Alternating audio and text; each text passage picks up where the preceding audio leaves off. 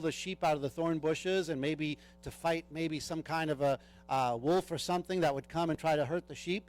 And he said, what's in thy hand? He said, a rod. And he said, cast it on the ground. And he cast it on the ground, and it became a what? Serpent. Huh. And this is funny to me. And Moses what? Fled before it. Can you imagine him throwing this rod down the ground, it becoming a snake, and Moses goes, ah! And starts running away. He's afraid of snakes. And it's kind of funny to me, but again, just imagine in your mind, again, how real this is. And then the Lord said to Moses, put forth thine hand and take it by the what? And that's even scarier. If Moses is afraid of snakes, now God says, go to the snake and grab him by the tail. Now, I don't know if you ever grabbed a snake by the tail, but even if you haven't, can you tell me what the snake's going to do if you grab him by the tail? Now he's really going to bite you. If you run away from him, maybe he'll leave you alone. But if you go up to a snake and don't do this, don't go up to a snake and grab him by the tail. I guarantee he'll bite you. You say, how do you know that? I've experienced that many times actually as a kid. And so again, they don't like being grabbed by the tail.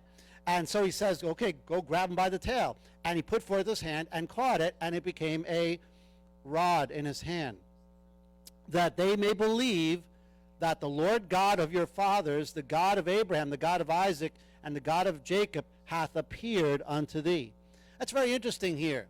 Later on when he goes to Pharaoh, keep in mind that the shepherds are an abomination to them, and so they're like, so what? You know, that's a shepherd's rod you got there. That's a sign of almost, you know, being like a very low life kind of person. Well, when he threw it down, became a snake, they'd be impressed because a snake to them was a symbol of power. And so Moses threw down that rod, and it became a snake, and then he grabbed it by the tail, and it became a rod again. And why did God do that? He said, listen, I want to show them that you're sent from God. They're not gonna question who you are. When they see that, they're gonna like, whoa, this guy has obviously been dealing with God. Only God can do these kinds of things, turn a rod into a snake, and then turn a snake into a rod. Keep on reading. Verse number 6, and the Lord said furthermore unto him, put now thine hand into thy bosom. And he put his hand into his bosom, and when he took it out, behold, his hand was leprous as snow. Now keep in mind, that was the worldwide dreaded disease here.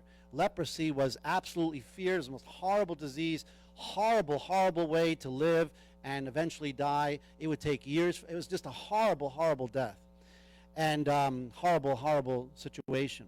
His hand was leprous as snow. And he said, put thine hand into thy bosom again. And he put his hand into his bosom again and plucked it out of his bosom. And behold, it was turned again as his other flesh. And so notice here that God says, okay, now I want you to do another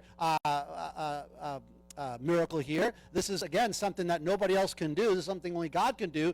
He says, put your hand in your bosom and then pull it out, and it's leprous, and put it again, and it'll be clean. And so again, these are things that mankind cannot do. This is something beyond the ability of people. Verse number 8, and it shall come to pass, this is God speaking, if they will not believe thee, neither hearken to the voice of the first sign, that they will believe the voice of the latter, what?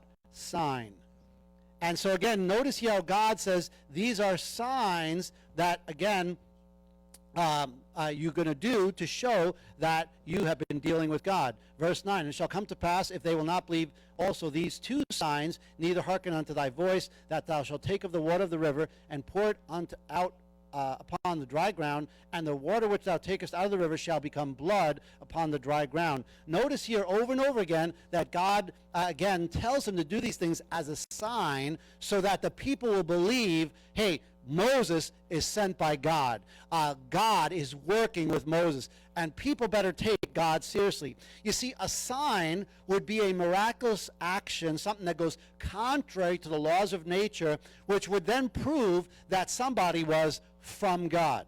And so God did signs with Moses to prove to the Hebrews and to prove to Pharaoh that God was, if you will, sending Moses to set the people free.